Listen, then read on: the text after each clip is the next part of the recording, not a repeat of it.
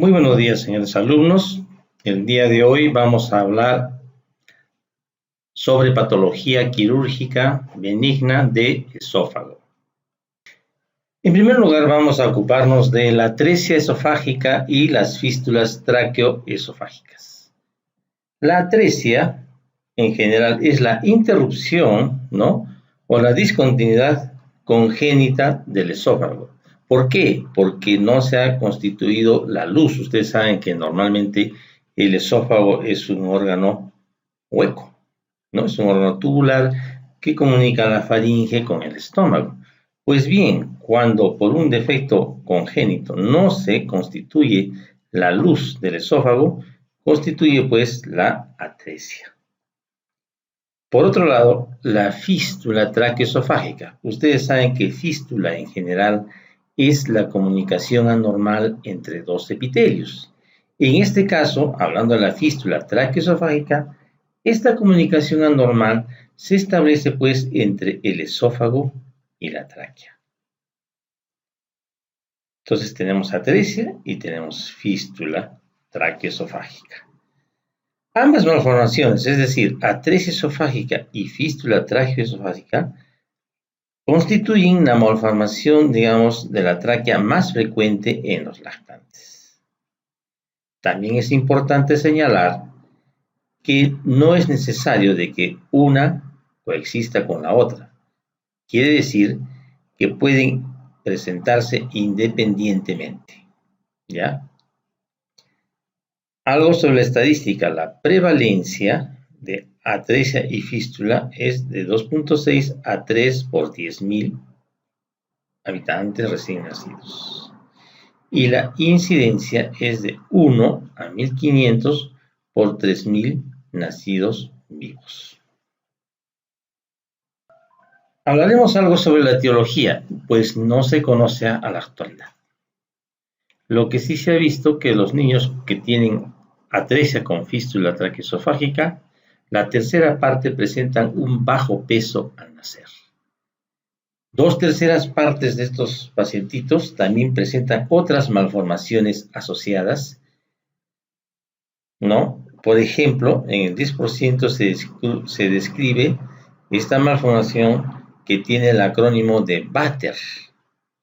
Vater, ¿por qué? Porque V de vertebral, A de anorrectal, T de traqueal y E esofágica y R de renal. O sea, malformaciones en todos estos niveles. ¿Ya? Y también se agrega, como ustedes están viendo, la L cuando hay L de miembros, ¿no? Tiene malformaciones cardíacas y extremidades inferiores.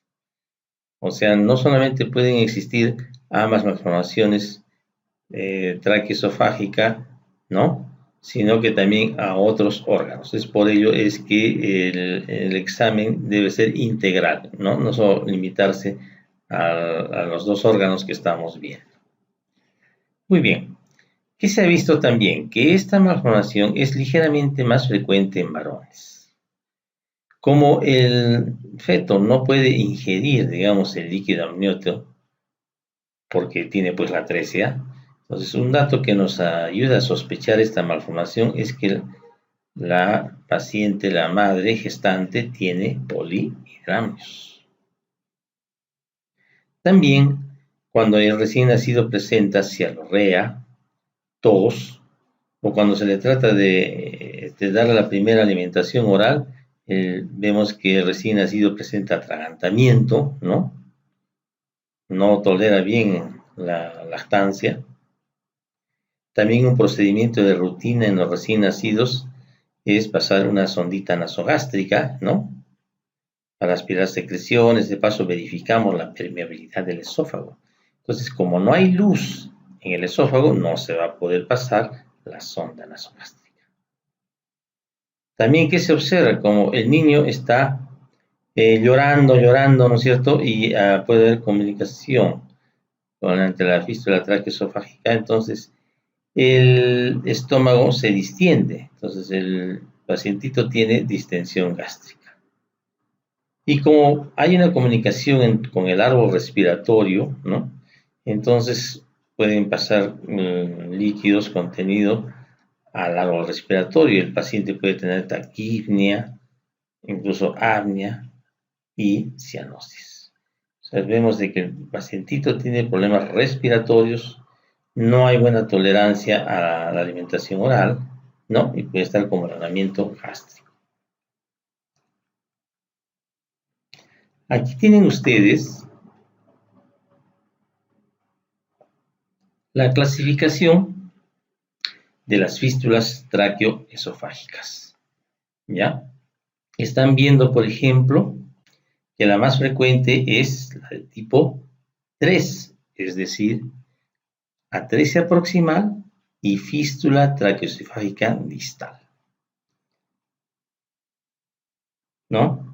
Luego, como ustedes ven, puede haber, mira, atresia sin fístula, atresia con fístula proximal, atresia con doble fístula proximal y distal, ¿no? Y también puede haber, por último, solamente fístula tráqueo-esofágica y sin atresia. Esas son las variables según la clasificación de Gross y Vogt. Dentro de los exámenes auxiliares,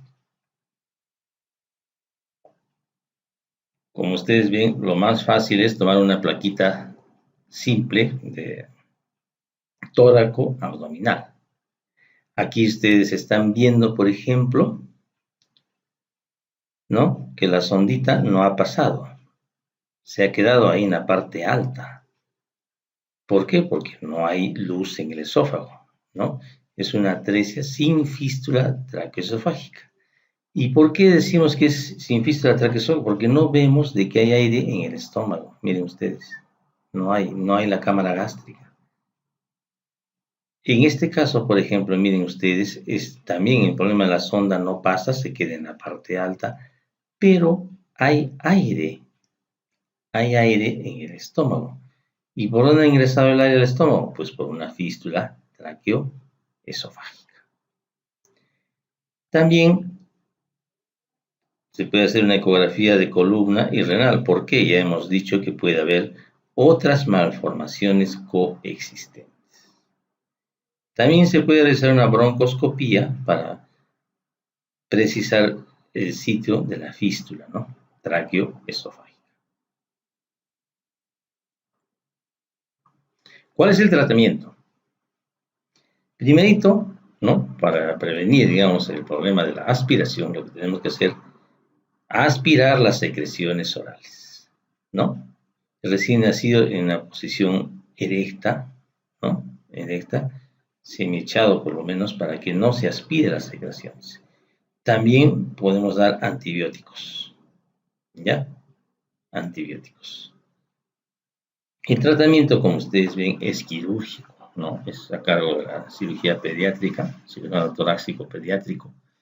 Y, lógicamente, también un tratamiento anestesiólogo especializado. Hay que hacer una intubación distal a la fístula tráqueo-esofágica.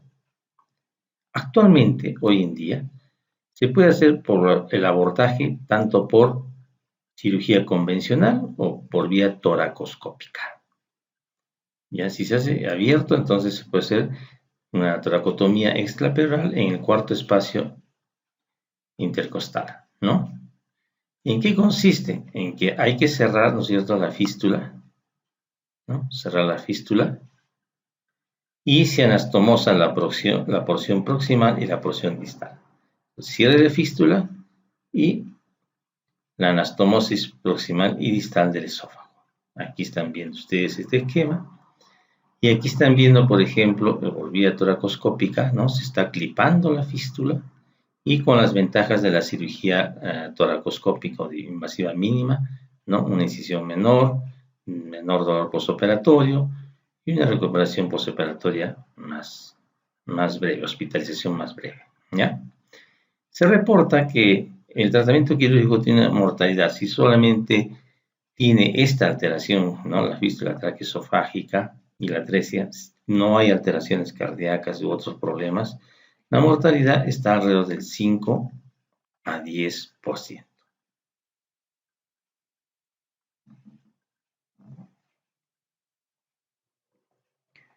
Vamos a ocuparnos ahora de otra patología del esófago, que es la enfermedad por reflujo gastroesofágico, conocida con las siglas de ERGE.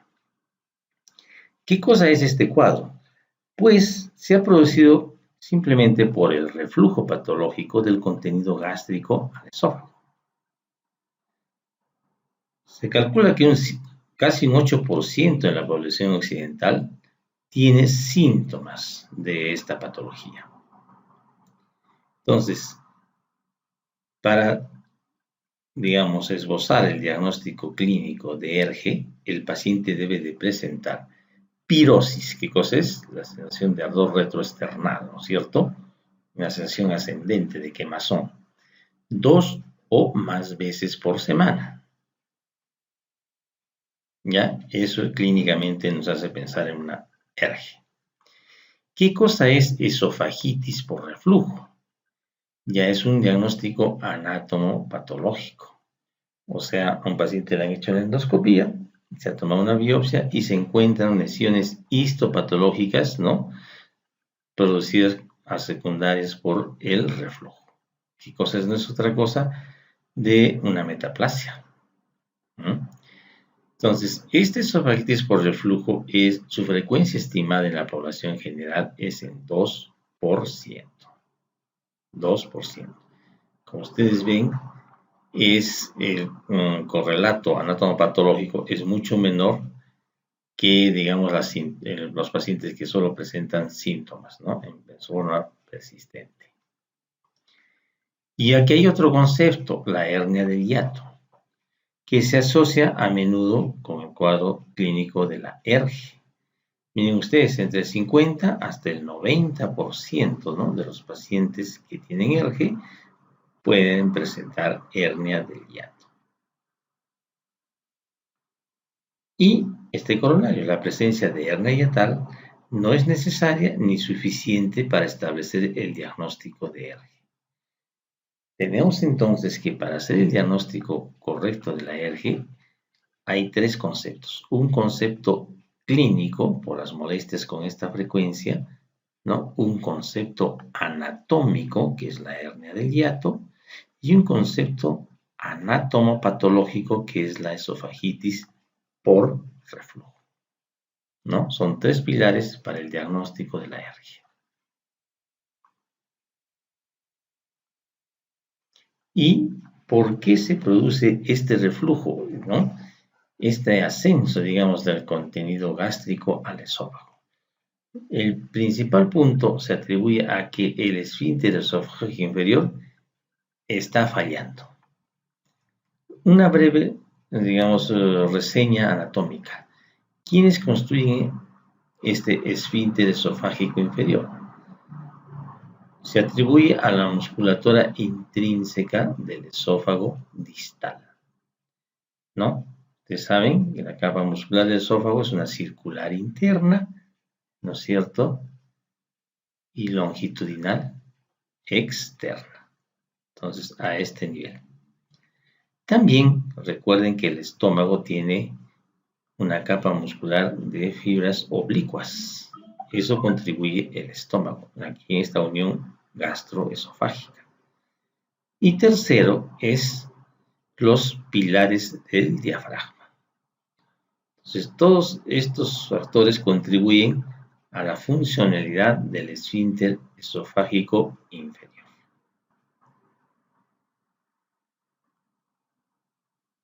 Muy bien. Entonces, el ERGE, ya hemos dicho, es porque falla esta barrera antirreflujo.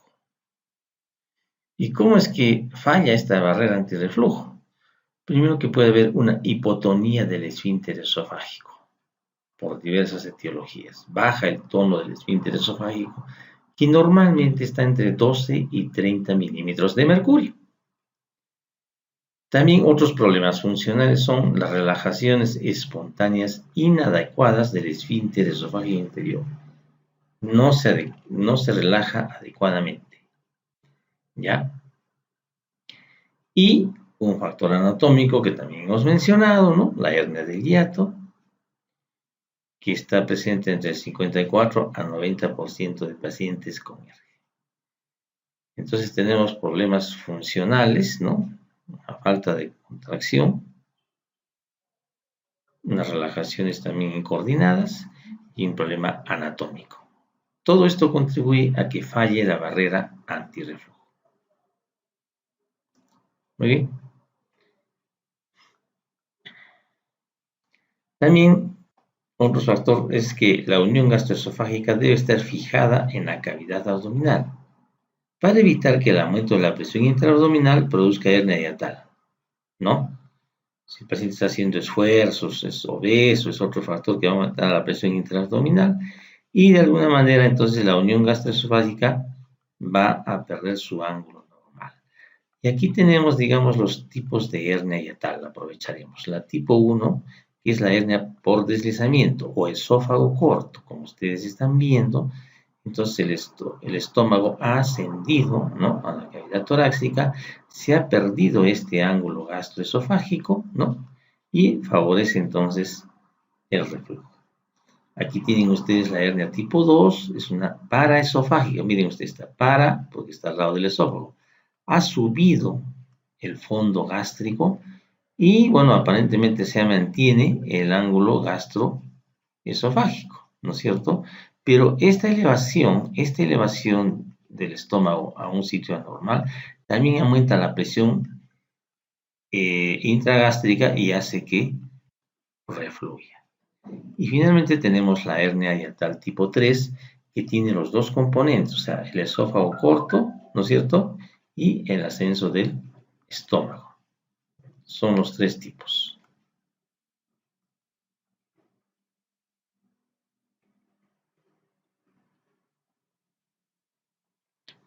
El cuadro clínico. ¿Cuáles son los síntomas típicos que nos hacen pensar, ¿no?, en una hernia? Hemos hablado de la pirosis, ¿no?, esa sensación de ardor retroesternal, sobre todo cuando el paciente adopta la posición del cúbito o se inclina hacia adelante, ¿no? La regurgitación, que es el ascenso de los alimentos no digeridos, ¿no?, que se cree que todo se produce y con el reflujo ácido. También el paciente puede referir disfagia y odinofagia, ¿no?, dificultad para la deglución o dolor en la deglución.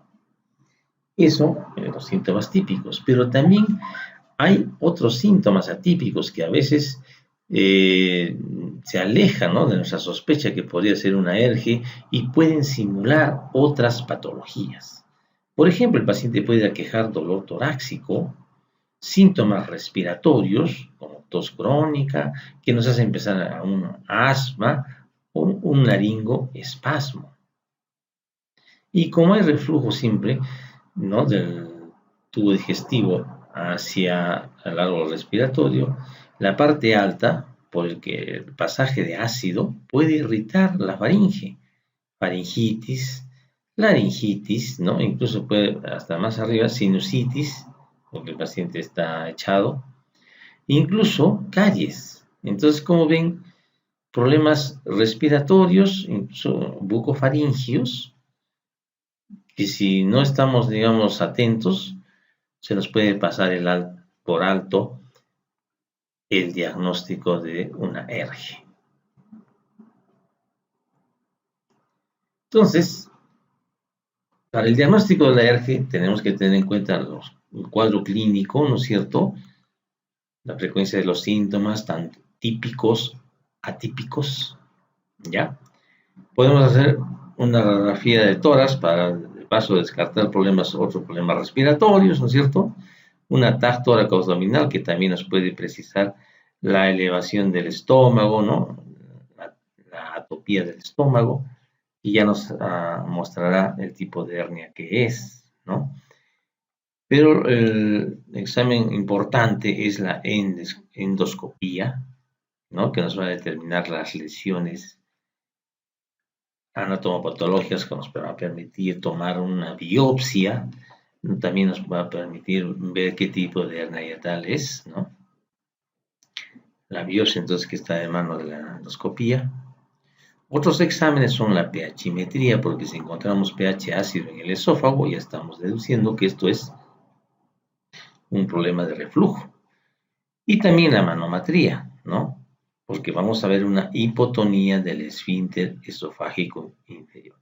Entonces, todos estos estudios son complementarios, pero siempre importante la historia clínica, una radiografía incluso puede ser tórax y la endoscopía con su biopsia.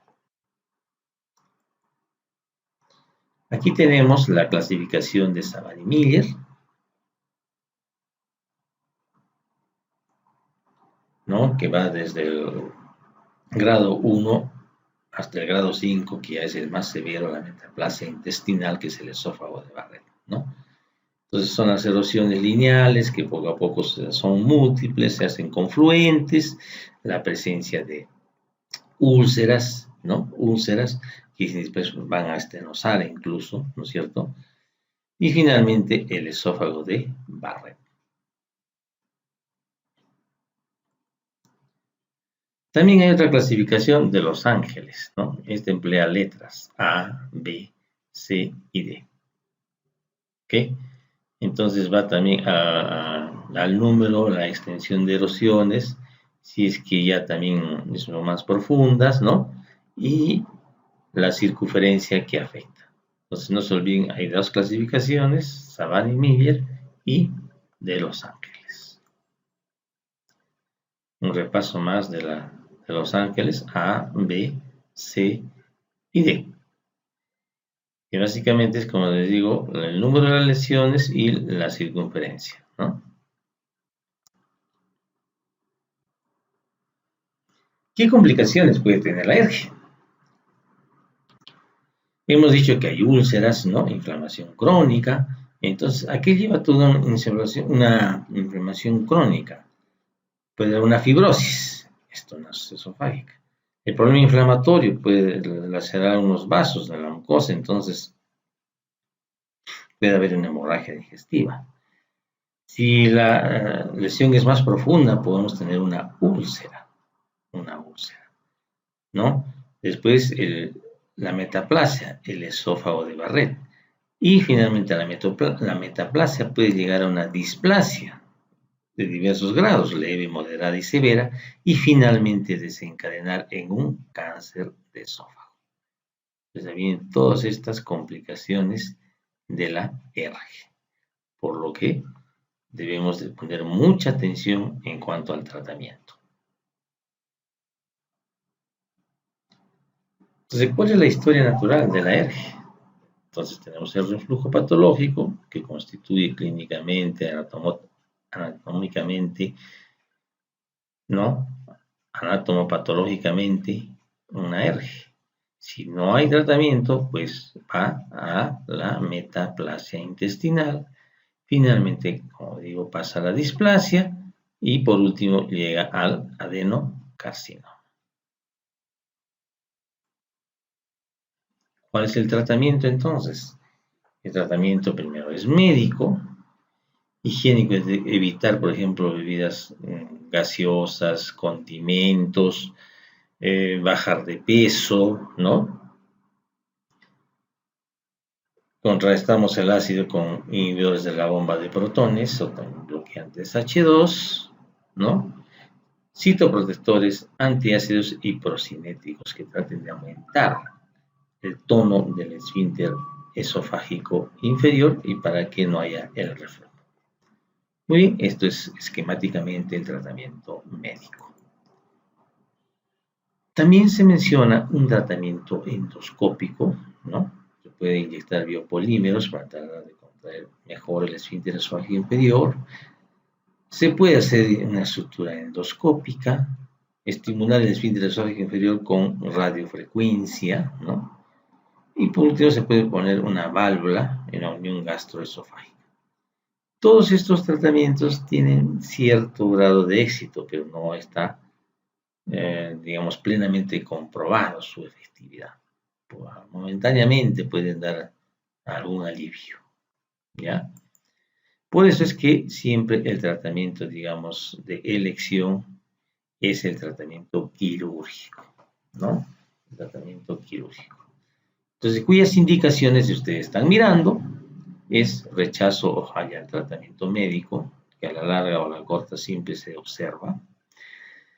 Y también cuando ya estamos en casitos avanzados, ¿no? Cuando hay complicaciones graves de la ERGE, por ejemplo, la estenosis, úlceras, ¿no? O el esófago de Barrett, ya está en un grado más severo. No es deseable esperar, ¿no? A que esta enfermedad avance hasta estos estadios.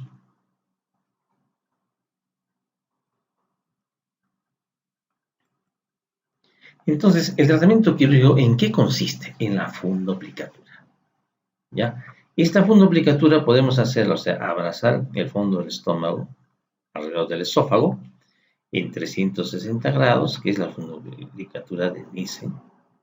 Y hay una serie de fundoplicaturas que no llegan a ser en 360 grados, por eso se dice parcial. Acá tienen varios nombres, Toupet, por ejemplo, Belsey, Mark IV, Hill y Dorf. Muy bien. Aquí tiene actualmente, digamos, la fundoplicatura de Nissen, ¿no es cierto?, se hace por vía laparoscópica, como ustedes están viendo, ¿no? Se hace por vía laparoscópica con todas las ventajas, como digo, menos dolor postoperatorio, ¿no es cierto?, menos problemas de herida operatoria, dolor, infección, y el paciente, digamos, se da de alta también más rápidamente, ¿ya? Muy bien. Aquí tienen ustedes ejemplos de las fundoplicaturas parciales. Toupet, por ejemplo, Lynn Warner, 270 grados. ¿Por qué se desarrolló esta técnica? Porque en la técnica de Nissen, el paciente, digamos, creaba el síndrome de bola de gas, es decir, no puede eructar después de las comidas. Por eso está totalmente prohibido de que vaya a ingerir, digamos, bebidas gaseosas. Hay una dificultad entonces en la eliminación de gas. Entonces, para prevenir eso se diseñó esta cirugía que, como ustedes ven, entonces, al no cerrar totalmente, ¿no?, esta zona gastroesofágica, pues existe un riesgo potencial de que pueda haber cierto tipo de reflujo.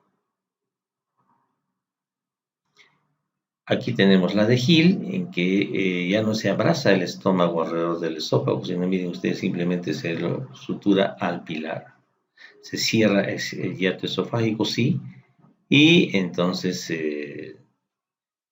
la sutura es anterior, ¿no? Y en la de Dorf vendría a ser como un Toupet, pero anterior. Miren ustedes, 270 grados, pero por delante estoy suturando el estómago, alrededor del esófago. Y la de Belsey es por vía torácica. Vamos a hablar entonces sobre el esófago de Barrett. Ya hemos visto que es la metaplasia intestinal, ¿no?, en la mucosa del esófago distal. Se calcula que se presenta en el 10 a 15% de los pacientes con ERGE. ¿Cuál es el problema? Que estos pacientes que ya presentan el esófago de Barrett tienen un riesgo 40 veces mayor de tener cáncer de esófago. ¿Ya? La incidencia de cáncer de esófago en estos pacientes es el 1% anual. Entonces, ¿en qué consiste este cuadro de la metaplasia del epitelio de Barrett? Normalmente la unión del epitelio escamo-cilíndrico se produce a 2 o 3 centímetros de la unión esófago-gástrica, aquí, ¿no?, lo que se llama la línea Z, ¿ya? Entonces, este epitelio, ¿no?, cilíndrico, metaplástico, puede ser en dos variedades: de segmento largo, cuando es mayor o igual a 3 centímetros, o de segmento corto, es a menos 3 centímetros, proximal a la unión esófago-gástrica, aquí, en esta zona, ¿no? Entonces sube el epitelio cilíndrico y de acuerdo a la extensión se constituye en esófago de Barrett corto o largo. Aquí está más, ¿ve cómo se ha perdido el límite de la línea Z? Y el epitelio se ha reemplazado, ¿no? Se ha reemplazado de escamoso a cilíndrico. ¿Ok? El manejo del esófago de Barrett. Entonces, se parte es un diagnóstico que tiene que ser hecho con biopsia, lógicamente a través de una endoscopía alta. Iniciamos con un tratamiento médico, ¿no? Durante 8 a 12 semanas, ¿no? Promedio 3 meses.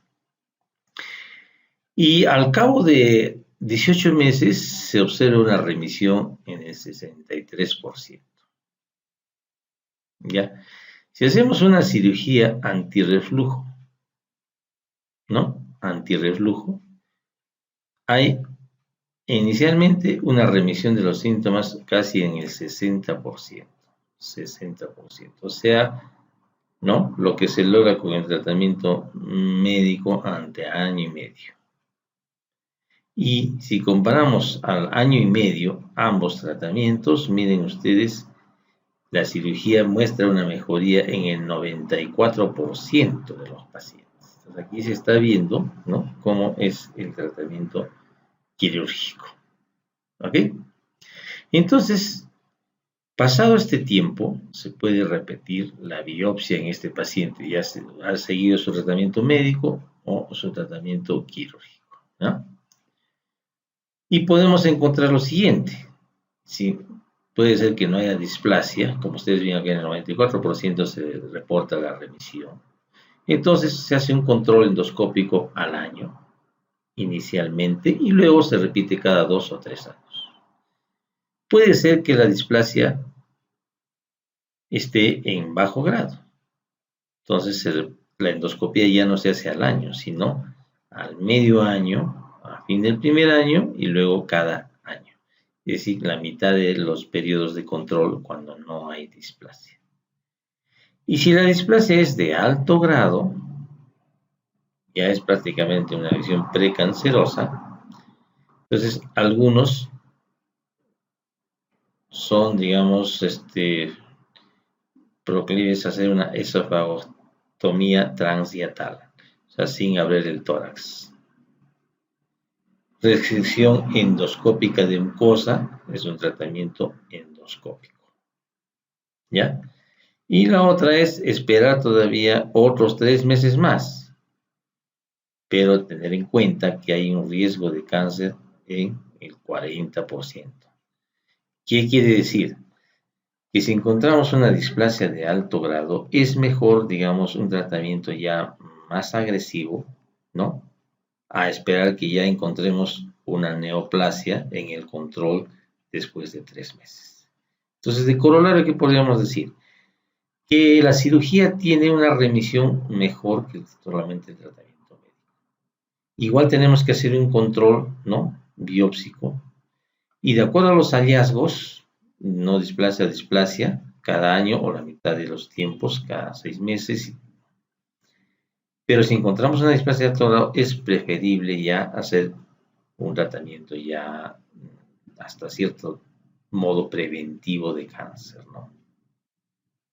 Esofagotomía transdiatal o una resección endoscópica de mucosa. Y luego, lógicamente, se hace el control. Bien. Pasemos ahora a otra patología, que son los divertículos esofágicos. Divertículos son evaginaciones, o sea, protrusiones saculares de la pared esofágica hacia afuera, ¿no?, de la luz. Son imágenes de adición, como se dice en la radiología, ¿no? Existen 3 criterios para clasificar los divertículos. De acuerdo a su localización, tenemos los hipofaringios o superiores. ¿Por qué? Porque están en la parte inferior de la faringe. Ustedes saben que la continuación de la faringe es el esófago, ¿no es cierto? ¿Y cuál es el límite? Pues el músculo cricofaringio. Entonces, en esta parte superior del esófago están los divertículos hipofaringios o superiores. Luego tenemos los epibronquiales o divertículos medios, ya, porque están encima del bronquio izquierdo sobre todo. Epibronquiales son divertículos medios. Y finalmente están los divertículos esofágicos inferiores o epifrénicos. ¿Por qué? Porque están encima del diafragma, pero ya pues esta es la parte inferior del esófago. Otro criterio de clasificación es por su mecanismo de producción. Y son dos mecanismos. Uno es de que aumenta la presión intraesofágica y entonces el divertículo se hernia a través de la mucosa, ¿no? Esos son los divertículos por pulsión. Y otro mecanismo es que algún proceso inflamatorio vecino, ¿no? Por ejemplo, una adenitis, ¿no? En los bronquios, jala por el proceso inflamatorio, ¿no? Tracciona por el proceso inflamatorio, su fibrosis, la pared del esófago y entonces constituye un divertículo. Ese es el mecanismo por tracción. Entonces, por pulsión, el origen es intraluminal y por tracción, el origen es un proceso inflamatorio extraluminal o vecino al esófago.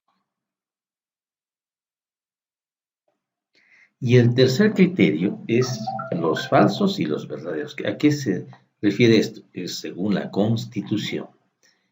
Constitución, porque los falsos solamente tienen parte de la pared del esófago, como si, por ejemplo, la mucosa, ¿no? A través de la mucosa se ha herniado, digamos, la muscular. No tiene todas las paredes. En cambio, los verdaderos agarra todas las paredes del esófago. Y estos son generalmente los divertículos por tracción. ¿Ok? Y los hipofaringios y los epibronquiales generalmente, como son zonas de diferente presión, ¿no? Que sufren presión intraluminal, estos, los hipofaringios y los epibronquiales, generalmente son por pulsión.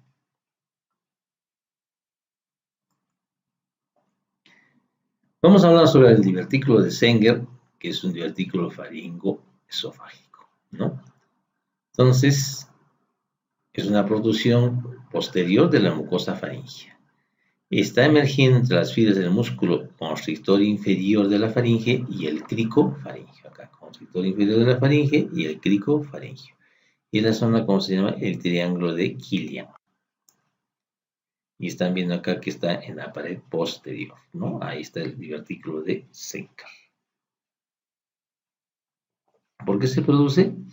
Porque hay una discoordinación, ¿no? Una hipertensión endofaringia, porque hay una disfunción muscular cricofaringia. ¿Qué quiere decir esto? Cuando, digamos, se deglute, ¿no? Pasa a la faringe, el bolo alimenticio, etc. Entonces, este constrictor está empujando el bolo alimenticio. ¿Y qué debe haber el cricofaringio? Debe de haber una relajación. Se contrae arriba y se relaja abajo. Pero cuando se pierde esta coordinación, ya sea porque no se ha relajado el cricofaringio, ¿no es cierto? O es que hay una disminución de la elasticidad tisular, ¿no? Entonces, esta falta de relajación que produce una hipertensión en esta zona. Se llama también por eso la acalasia cricofaringia, ¿no? No se relaja el cricofaringio. Y entonces, al aumentar la presión intrafaringoesofágica, se produce esta hernia en esta zona de debilidad, ¿ya? Muy bien, entonces el cuadro clínico. Generalmente son pacientes mayores de 60 años que aquejan disfagia, ¿no? Regurgitación de alimentos, halitosis, tos, cialorrea. También puede complicar el árbol respiratorio, pueden venir con neumonía o incluso absceso pulmonar. ¿Por qué? Porque al ingerir los alimentos, ¿no? Como está este saco, aquí se quedan los alimentos. Se descomponen y esto genera la halitosis. Y también como es un saco que se puede llenar, ¿no? Se va llenando, pues dificulta, digamos, la deglución normal por el esófago. Y por eso es que el paciente tiene disfagia, porque está comprimiendo la luz del esófago, este saco extra que está ahí, ¿no? Y también, como está aquí la laringe o la tráquea, entonces pueden pasar los alimentos ocasionando problemas infecciosos respiratorios. Aunado a este cuadro clínico, podemos echar mano de la radiografía contrastada y ustedes van viendo acá una imagen de adición, ¿no es cierto? Que nos está dibujando que es una bolsita que está en la parte superior, ¿no? Del esófago.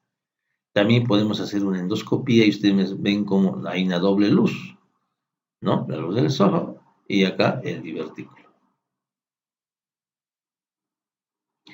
¿Cuál es el tratamiento? Pues es el tratamiento quirúrgico, que puede hacerse por vía convencional, ¿no? Haciendo una incisión hacia lo largo del borde anterior del esternocleidomastoideo, ¿no? Se hace una diverticulectomía, se saca el divertículo y para reducir el tono del cricofaríngeo, pues se hace una miotomía, ¿no? Una miotomía para relajar, para que no haya esta falta de relajación. También se puede hacer en pacientes de alto riesgo solamente una diverticulopexia, es decir, el divertículo lo suspendemos, ¿no? Lo fijamos a la fascia prevertebral, en sentido, digamos, lo subimos así, ya queda para abajo la luz del divertículo para que ya no se pueda llenar de alimentos, ¿no? Ya no se almacenen alimentos. Y también se puede hacer este tratamiento por la vía endoscópica, ¿no? Como ustedes están viendo aquí, se introduce un instrumento de sutura lineal.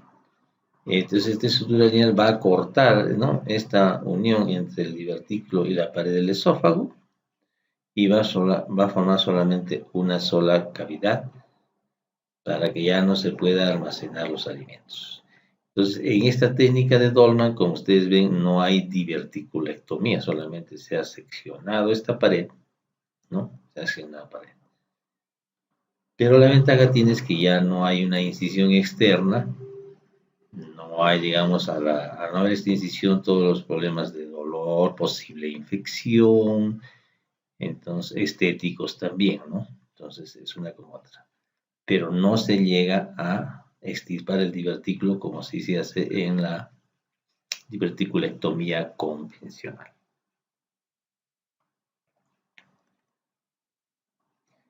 Vamos a pasar a otra patología que es el síndrome de Mallory-Weiss. Como ustedes están viendo aquí, ¿no? Es un desgarro longitudinal de la mucosa y la submucosa gastroesofágica. ¿Por qué se produce? Por las náuseas y vómitos persistentes. Y esta laceración puede producir, miren, hasta un 15% de los casos de hemorragia digestiva alta. Entonces, ¿por qué se produce este desgarro? Hay un aumento brusco de la presión intragástrica, ¿ya? Por las náuseas, ¿no? Que no llegan a producir vómito, entonces esas náuseas aumentan la presión intragástrica. Y no hay relajación del cardias, no hay relajación del cardias. Entonces, al aumentar esa presión bruscamente, se produce el desgarro de la mucosa. Entonces, ¿dónde se produce? En el estómago proximal, o sea, en la parte alta del estómago, la mayor parte. Después, la unión gastroesofágica y finalmente el esófago. Entonces, en realidad es la parte alta del estómago la que sube, ¿no? El cuadro clínico. Entonces, en pacientes que están permanentemente nauseosos, ¿no? Entonces, quienes alcohólicos, cirróticos, mujeres embarazadas, pacientes con enfermedad ulceropéptica o una intoxicación alimentaria. Entonces, están con las náuseas, ¿no es cierto? Y entonces puede haber vómito, ¿no? Con contenido gástrico, siguen las náuseas persistentes y luego por el descarro hay hematemesis, sangrado digestivo. Entonces, este es más o menos la secuencia, ¿no?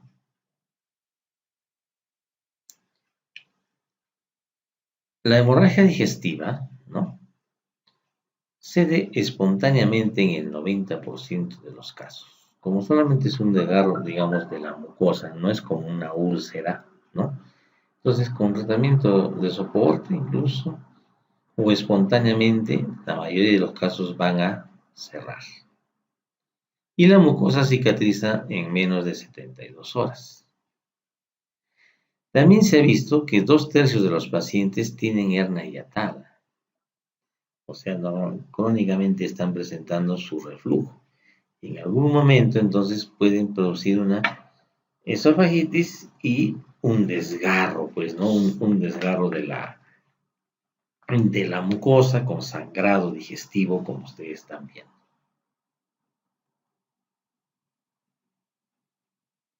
En cuanto al diagnóstico, lógicamente que el examen auxiliar importante es la endoscopía alta, ¿no? Ahí va a verse el desgarro longitudinal de la mucosa. También podría hacerse una geografía selectiva, pero eso ya en casos más severos, ¿no? Para poder ver el, el sangrado radiológicamente.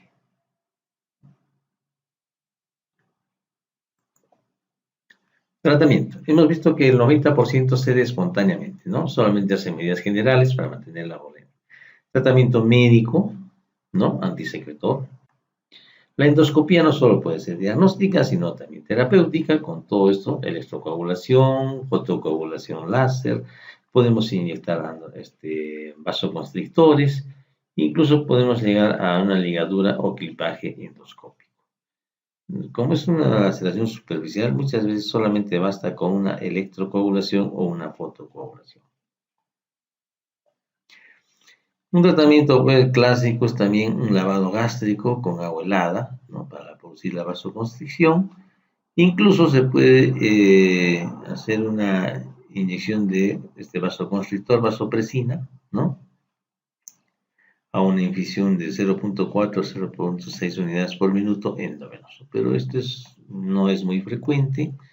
Basta con el lavado gástrico, con agua helada. Otros tratamientos ya más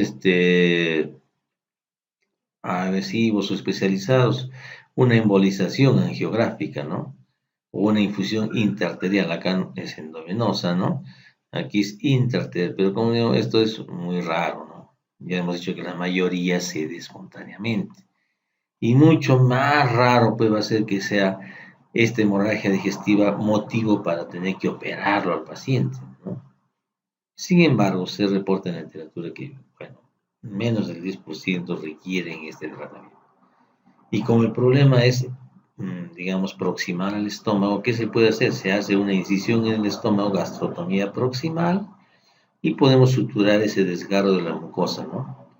Con ácido polglicólico o seda 2 dedos para calmar la hemorragia. Como les digo, esto es muy excepcional.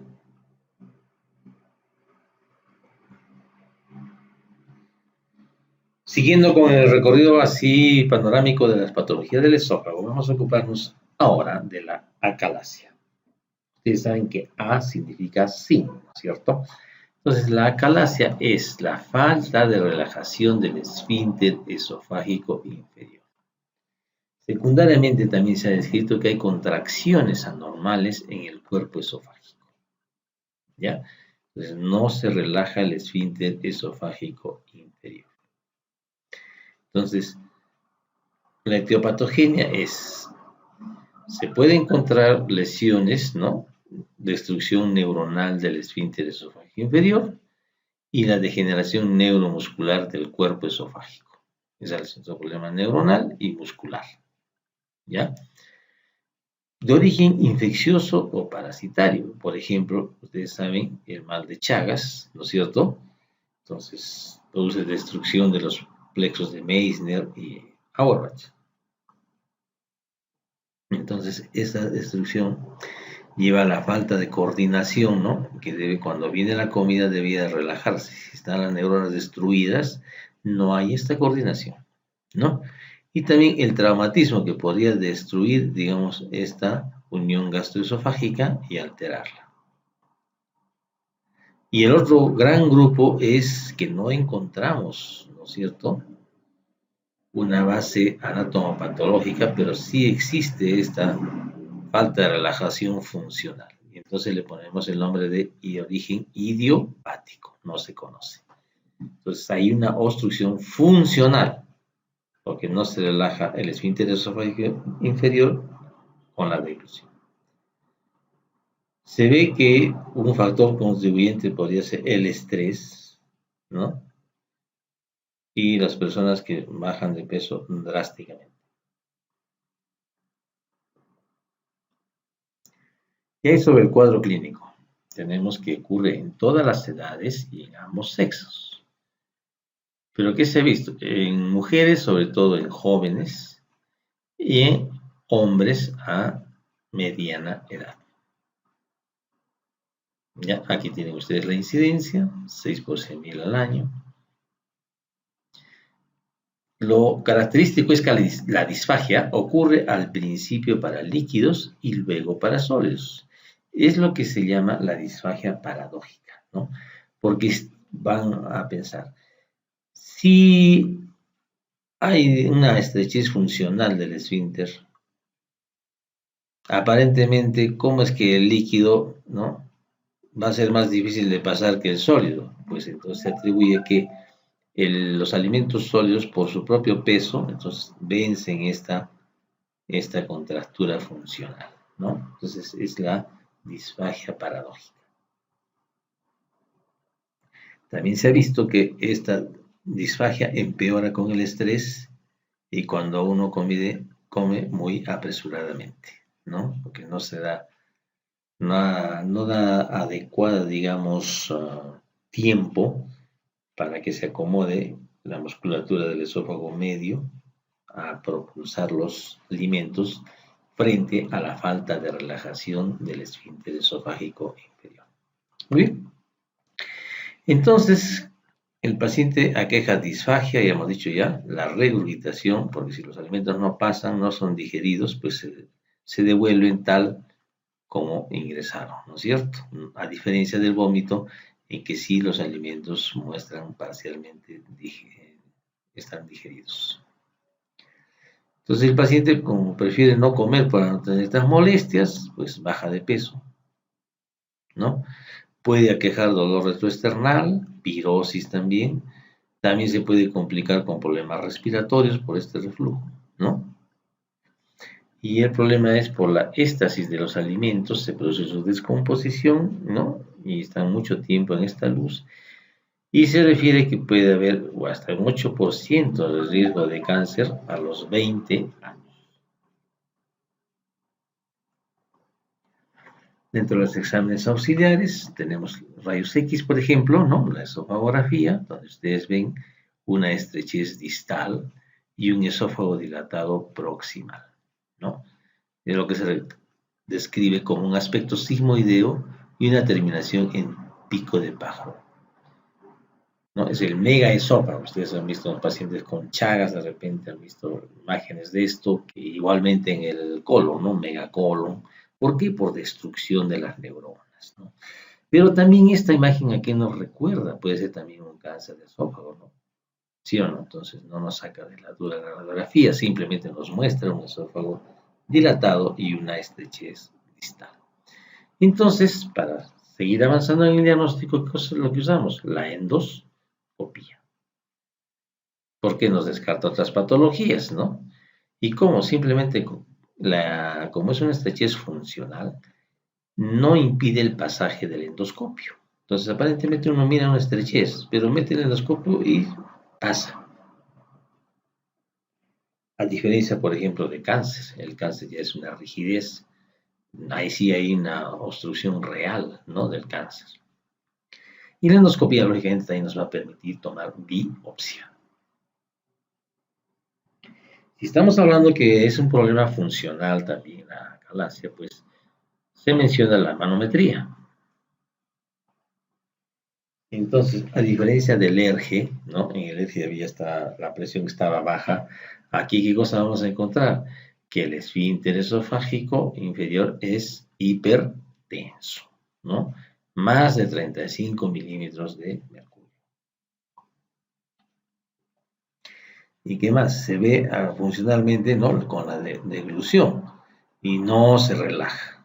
Deglute y no se relaja. Entonces los criterios diagnósticos en la manometría son estos: un aumento del tono del esfínter esofágico inferior, la ausencia de relajación, ¿no?, una relajación incompleta y Tercero, puede haber una peristaltis del esófago. O sea, hay una alteración, digamos, del funcionamiento de la musculatura del esófago. ¿Ya?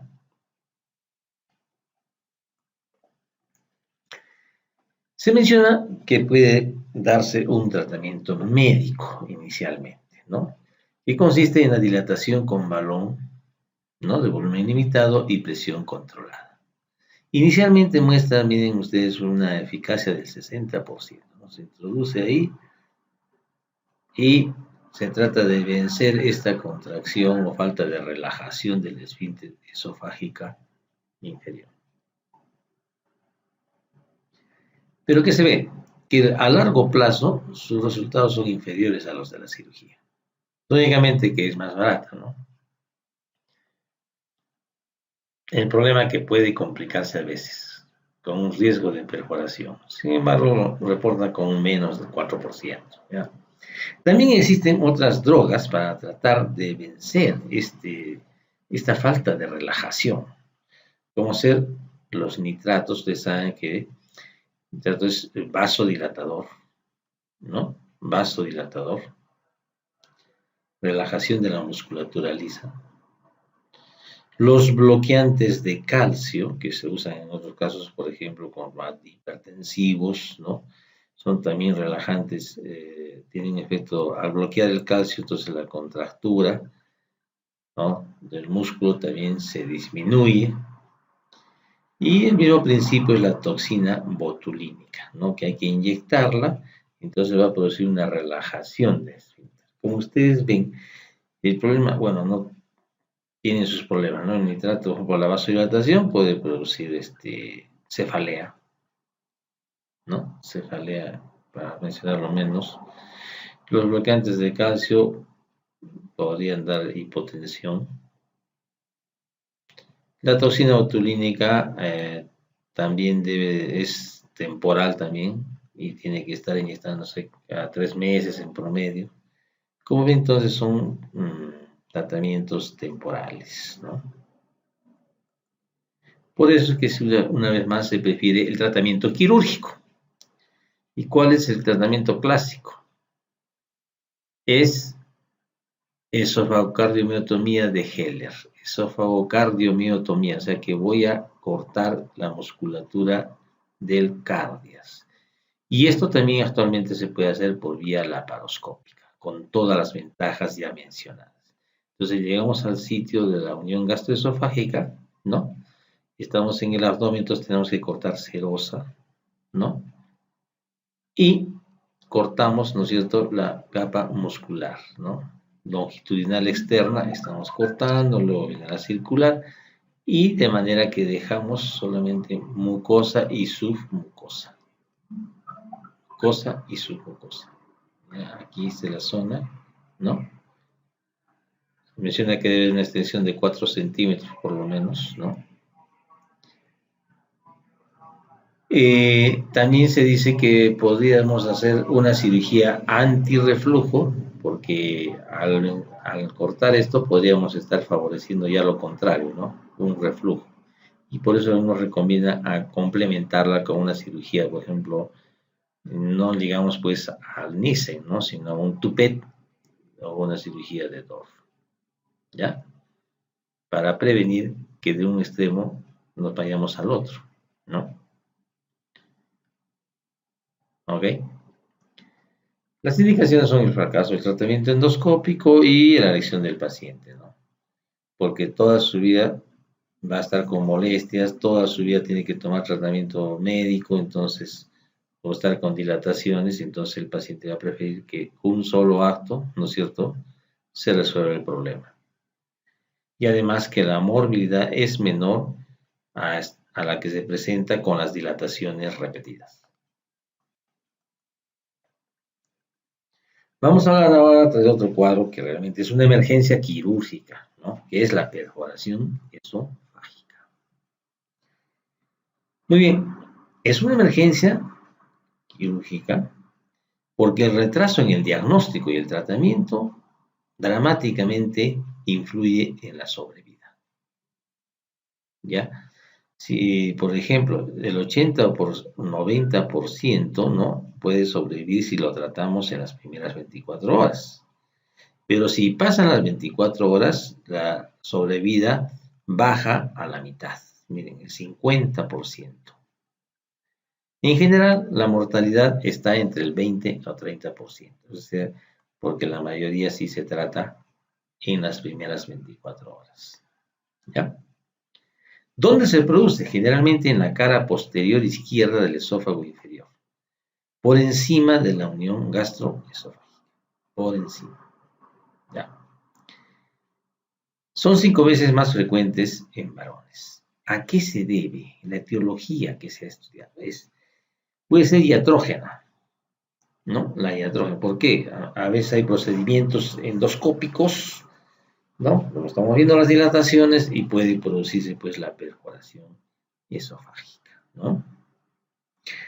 ¿Por qué se hacen dilataciones? Ya estamos viendo por el tratamiento de la calasia, tratamiento también de la esofagitis cáustica, entonces todo eso, como una complicación puede presentarse una perforación esofágica. Y también tenemos el otro grupo que es las perforaciones espontáneas, eso se conoce como el síndrome de Boerhaave, ¿ya? Que se atribuye el 15%, o sea, la mayoría lamentablemente son iatrógenas. La presencia de cuerpos extraños, un hueso, etcétera, podría también, digamos, producir una perforación esofágica u traumatismos, ¿no? Traumatismos es otra causa. También se atribuye a procesos infecciosos, ¿no? Como ven, herpes, candidiasis y también la esofagitis cáustica. Y también el cáncer esofágico se puede ulcerar y se puede perforar. Entonces aquí tienen ustedes, ¿no? Una etiología, ¿no? Sistematizada de la perforación esofágica. El cuadro clínico. Depende pues de la localización, ¿no? Puede ser superior, media e inferior, la vía de contaminación, el tiempo de evolución. Por ejemplo, el dolor puede ser pues de acuerdo a la localización, como hemos dicho, dolor cervical, dolor subesternal o en abdomen, ¿no? Epigástrico. También puede haber vómitos, hematemesis y la disfagia. Compromiso hidronómico, sí, puede haber taquipnia, taquicardia, disnea, hipotensión y shock, ¿no? Que nos están indicando que el cuadro es grave. También podemos detectar enfisema subcutáneo, ya sea a nivel del cuello, a nivel del tórax o una hipersonoridad, ¿no?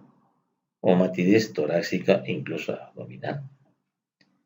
La reacción peritoneal, lógicamente, será en las perforaciones inferiores. Entonces, tenemos 3 localizaciones: localización cervical, localización torácica y localización en el abdomen, ¿no? De acuerdo al sitio donde se ha producido. Los exámenes auxiliares que tenemos a la mano sería una radiografía de tórax, ¿no? Donde vamos a ver, por ejemplo, aquí un neumomediastino, ¿no? Puede haber también derrame pleural, un hidrotórax o neumotórax, ¿no? Un ensanchamiento del mediastino, ¿no? Puede haber un nivel hidroaéreo a nivel del mediastino. En este caso estamos viendo un ensanchamiento y un neumomediastino, ¿ya? Después podemos tomar un esofagograma, ¿ya? Que puede haber falsos negativos, o sea, puede estar la perforación y no ver. Se emplea bario para el tórax y gastrografina en el abdomen, es lo que se recomienda. Aquí están viendo, ¿no? Cómo hay escape del contraste, ¿no? En este esofagograma. Otros exámenes son la TAG, por ejemplo, donde vamos a ver expresión del enfisema, como el aire está disecando acá en el cuello, ¿no? La tráquea. Esto es los vértices pulmonares, esto es la parte alta, ¿no? Acá también más abajo en el tórax ya hay derrame pleural. Acá tienen ustedes el neumomediastino, ¿no? Entonces la tomografía también nos ayuda. Y la endoscopía. La endoscopía ya vemos directamente la perforación. El problema es que puede agravarse la contaminación y puede también realizarse antes de entrar a operarlo al paciente, ¿no? Para confirmar la localización y más rápido acceder a la cirugía. Tenemos también su examen de laboratorio, ¿no? Tenemos leucocitosis, hiperamilasemia, o podemos recuperar amilasa en el líquido pleural. Entonces, todo este es el gabinete de estudios para tratar de confirmar el diagnóstico y localizar la zona de la lesión. Y muy bien, entonces hemos dicho que es una emergencia quirúrgica, o sea, tiene que operarse, no hay otro, ¿no? Es lo recomendado. Entonces, ¿cuál es el objetivo? Controlar la contaminación, ¿no? Por ejemplo, miren, este ya es un cuadro avanzado, hay fibrina, aquí está la perforación por un cuerpo extraño, un hueso incluso, ¿no? Entonces, ha pasado tiempo aquí, caso severo. Entonces, ¿qué persigue? Un drenaje local, limpiar todo esto, dejar un buen drenaje torácico, ¿no? Controlar la causa y lógicamente el paciente va a estar en reposo de la vía digestiva, ¿no? Entonces tenemos que tener alta. Podemos hacer nutrición enteral o nutrición parenteral, ¿no? O sea, tiene que estar en reposo el esófago para que pueda cerrar esto. Muy bien, entonces, de acuerdo a la gravedad del caso, primero hay que estabilizar al paciente en la UCI. La cirugía depende de la localización, cómo está el estado del paciente y el tiempo de evolución. Entonces, las alternativas que podríamos esquemáticamente mencionar es que podemos hacer una reparación primaria, son pocas horas, ¿no? En menos de 24 horas la inflamación es mínima, no como la peritonitis que hemos visto, o la mediastinitis que hemos visto anteriormente. Entonces hacemos la sutura y podemos poner un refuerzo de pleura, ¿no? O un refuerzo de diafragma. La otra es resecar, ¿no? Resecar si está muy dañado el esófago y la reconstrucción puede ser generalmente diferida, ¿no? Son pacientes estables. Si el paciente está inestable, solamente se hace exclusión y derivación. O sea, por ejemplo, acá una esofagostomía, una gastrostomía, ¿no? O una yeyunostomía. Y después ya se puede resecar el órgano y en un tercer tiempo tratar de hacer una reconstrucción. La sutura, tienen desde, ¿no? De la sutura, la reconstrucción o la exclusión. Son las tres alternativas. Se menciona también que puede haber un tratamiento conservador de la perforación esofágica, o sea, requiere una vigilancia, ¿no? Permanente a la presencia de una posible contaminación, de una complicación. Indicaciones en un paciente estable sin sepsis. Así una perforación que tiene menos de 24 horas. Hemos descartado, ¿no?, que haya una comunicación pleural ni en el abdomen. O sea, es una perforación contenida. ¿Ya? Se usa lógicamente antibióticos de amplio espectro, se pone en reposo la vía oral, ¿no?, alta. Podemos usar nutrición enteral previa endoprótesis, ¿no? Nutrición enteral. Y el control periódico, ¿no? Con esofagografía y endoscopía. Sin embargo, estos son para casos muy contados. Como están viendo, ¿no? Pequeñas perforaciones que han sido contenidas si el paciente está estable y es de poco tiempo de evolución. Podría intentarse esto. Finalmente, la esofagitis cáustica. Son lesiones en el esófago producidas justamente, como su nombre lo está diciendo, por sustancias cáusticas, que son de dos grupos, ácidos y álcalis. Entonces, la gravedad y la localización depende del tipo de agente y la cantidad de tiempo de exposición. ¿Por qué? Porque los ácidos producen una necrosis coagulativa. Es decir, al coagular las proteínas tienden a hacer quemaduras en extensión. ¿Por qué? Porque el ácido no va a entrar a la pared, ¿no? Va a deslizarse, va a deslizarse. ¿Dónde va a quemar más? En las zonas de estrechez fisiológica, que es la faringe esofágica, la epibronquial y a nivel de epifrénico, ¿no? En la zona gastroesofágica. Esas estrecheces fisiológicas son los sitios donde se va a quemar, pero son en extensión. En cambio, los álcalis producen necrosis de licuefacción, o sea, pulverizan el tejido, por así decirlo, y entonces penetran más en profundidad, antes que en extensión, como lo hacían los ácidos. Entonces, el álcali penetra en profundidad por la licuefacción que produce los tejidos. Entonces, ¿quién tiende más a hacer perforación esofágica? ¿Los ácidos o los álcalis? Los álcalis. El cuadro clínico, entonces, depende de tres fases.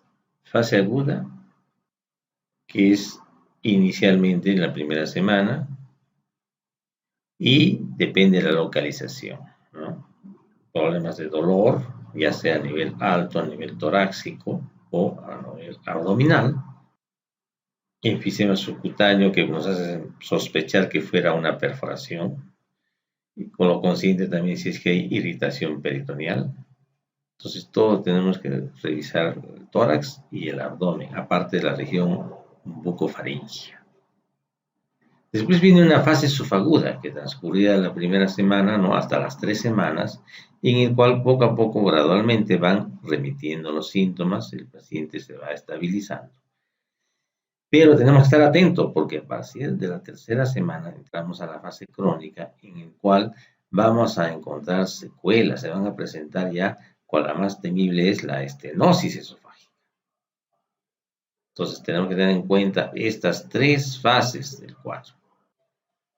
Entonces, ¿cómo se hace el manejo? Inicialmente hacemos una historia clínica tratando de obtener, digamos, datos, qué tipo de agente, más o menos qué cantidad ha sido ingerida, ¿no? Generalmente en los niños es ingesta accidental, generalmente son pequeñas cantidades.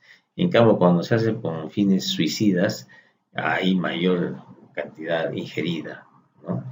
Y en la práctica se ve que los pacientes cuando tienen esta decisión poco afortunada, pues generalmente tienden a ingerir más álcalis respecto a los ácidos, ¿no?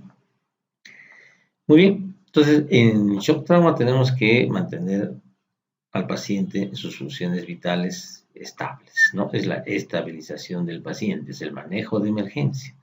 Inmediatamente ahí podemos también tomar una radiografía de tórax y de abdomen. Si ya está el paciente estable, podemos llevarlo a tomografía. Si no, no lo movemos de shock trauma, ¿no? Muy importante tener en cuenta qué es lo que no debemos hacer. Introducir una sonda nasogástrica. ¿Por qué? Porque podemos hacer una perforación en un esófago que está lesionado. Menos vamos a hacer un lavado gástrico. ¿Por qué? Porque al nuevamente hacer remoción de esta sustancia ingerida y a subir va a producir doble quemadura. Por la misma razón tampoco vamos a inducir el vómito, porque al salir el cáustico nuevamente va a volver a quemar, ¿no? Pues eso es lo que no se debe de hacer. Sobre la endoscopía, se recomienda que debiera hacerse, ¿no?, entre las primeras 24 horas. ¿Por qué? Para graduar el grado de lesión. Pero hay que tener en cuenta que no se debe hacer en la sospecha de perforación esofagogástrica, porque puede contaminarse, como hemos visto, ¿no? Puede haber contaminación, salvo que ya estemos en sala de operaciones, hemos decidido intervenirlo y nos va a facilitar, digamos, graduar, valorar la extensión o la posible perforación que pudiera haberse presentado como una complicación. Y entonces la endoscopía nos habla de la escala de Sargar, ¿no? Que tenemos el grado 1, que solamente como una quemadura de primer grado, hay hiperemia, ¿no? Edema, una cosa. El grado 2, que hay hemorragias, ¿no? Hemorragias exudados, 2A. Y 2B cuando ya la lesión es circunferencial. Igualmente el grado 3 se divide en A y en B, que puede ser con escaras, ¿no? Áreas de necrosis parcial. Y si estas necrosis son extensas, es 3B. O también hay una hemorragia masiva, una úlcera profunda o incluso perforación. ¿Ya? La clasificación de Sargar. No se debe. Entonces, aquí tenemos un algoritmo terapéutico y aquí están dando prioridad a la esofagoscopía, pero no se olviden con todas las atingencias que no se hace si hay sospecha de perforación, ¿no? Si hay sospecha de perforación, el manejo es diferente, ¿no? Se está yendo a una exploración de emergencia, ¿no? Si logramos hacer la endoscopía, miren ustedes, hay el primer grado, el segundo grado, el tercer grado de Sargar, ¿no? Eritema, ulceración y necrosis. Si hay perforación, igual hay que hacer la cirugía, ¿no? Aquí están considerando, digamos, de acuerdo a la gravedad, no se olviden, una esofagostomía, una yeyonostomía para alimentación o una gastrostomía. Se puede resecar, ¿no? El esófago, el estómago. Si no hay perforación, reposo gástrico, fluidos intravenosos, lógicamente el antibiótico, bloqueantes de la secreción gástrica, ¿no? Y siempre con controles, ¿no? Si sospechamos la perforación, igual también a la cirugía de acuerdo a la gravedad del cuadro, de acuerdo a la gravedad del cuadro. Y así, ¿no? Y en los casos leves, incluso recomiendan solamente tenerlo en observación 24 o 48 horas. No se olviden, no sonda nasogástrica, no lavado, no inducir el vómito, ¿no? Solamente la hidratación, analgésicos. ¿Ya? Entonces depende del cuadro clínico, la gravedad. ¿Qué complicaciones puede haber? A la larga, hemos dicho que la tercera fase, la fase crónica, ¿no? Pasando las 3 semanas, ¿no? Incluso se refiere, la estenosis puede ser hasta las 8 semanas recién presentarse. Y entonces nosotros tenemos que adelantarnos. Podemos hacer una endoprótesis, podemos colocarla precozmente, la endoprótesis, ¿no? Y podemos hacer dilataciones con un globo a las 6 semanas, con un régimen diario, después interdiario y semanal, controlando radiografía y endoscópicamente. A los 3 semanas, a los 3 meses y a los 6 meses. También se puede intentar inyección local de corticoides. Pero generalmente se ve que a la larga generalmente viene la estenosis. Por lo tanto, hay que prepararlo al paciente nutricionalmente, anímicamente, para una cirugía reconstructiva, la cual se hace de 6 meses a 1 año. O sea, estos tratamientos de dilataciones, esos algo ayudan, pero se ha visto que generalmente al final se termina con una cirugía de reconstrucción. Otras complicaciones, las fístulas traqueoesofágicas ya no adquiridas, ¿no? Ya no congénitas, perdón, sino adquiridas. Que se produzca hernia del hiato por la destrucción del esfínter esofágico inferior y la más terrible es que haya cáncer esofágico, ¿no?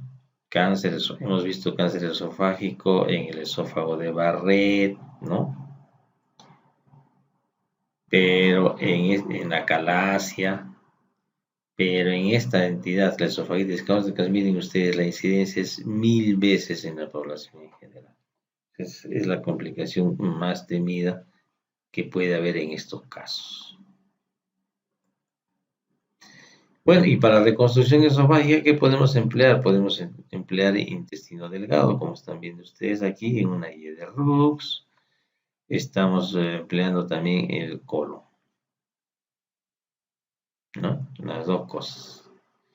O solamente puede ser colon, ya puede ser el colon izquierdo, puede emplearse también el colon derecho, ¿no? Entonces hay varias técnicas. Entonces, colon izquierdo en este caso, colon derecho, es lo que se llama la interposición esófago-colono-gástrica, ¿no? Estamos poniendo un segmento de colon para reconstruir donde estaba el esófago.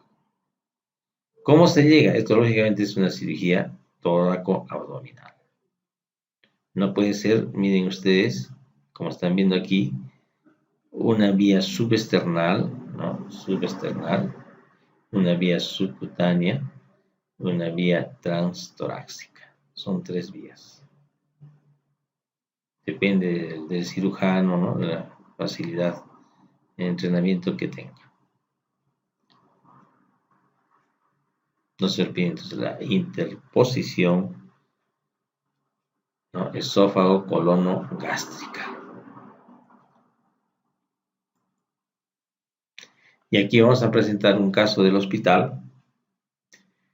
En este tiempo era una mujer joven, de aproximadamente 20 años, que discutió con su enamorado y no tuvo mejor idea de ingerir un producto de limpieza de baños, ¿no? Que tenía álcali mayormente, buena cantidad, estuvo en shock trauma, se hizo todo el tratamiento de estabilización y tratamiento médico que hemos visto y nutrición hasta donde se podía. Y a los 6 meses comenzó el problema de la estenosis. Entonces la paciente fue programada ya para una reconstrucción esófago-gástrica. Se empleó colon derecho en el caso de ella, y como ven ustedes, tiene incisión torácica y una incisión abdominal. ¿Ya? Torácica y abdominal. Y esta foto es reciente, o sea, algo más de 30 años después logramos comunicarnos con esta paciente y una evolución muy favorable. Incluso tuvo un cuadro de apendicitis después, ha sido operada de apéndice. O sea, incluso ha tenido una cesárea. No, pues eso. Miren ustedes, y controles endoscópicos, como saben, de 30 años, y gracias a Dios no ha tenido la complicación más temible que ustedes ya saben cuál es, el cáncer de esófago. No lo ha tenido. Entonces, esta es una foto reciente, y miren ustedes, acá también tiene la incisión cervical, ¿no? Incisión cervical, torácica y abdominal. Y acá, esta es una foto también reciente. Miren ustedes cómo aquí se ven las austras del esófago, ¿no?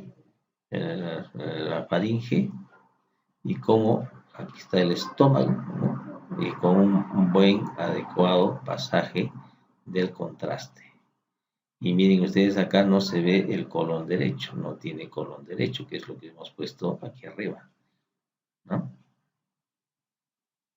Entonces, es un caso de la vida real y miren ustedes, felizmente ha evolucionado favorablemente. Eso sería todo por ahora. Muchas gracias por su atención.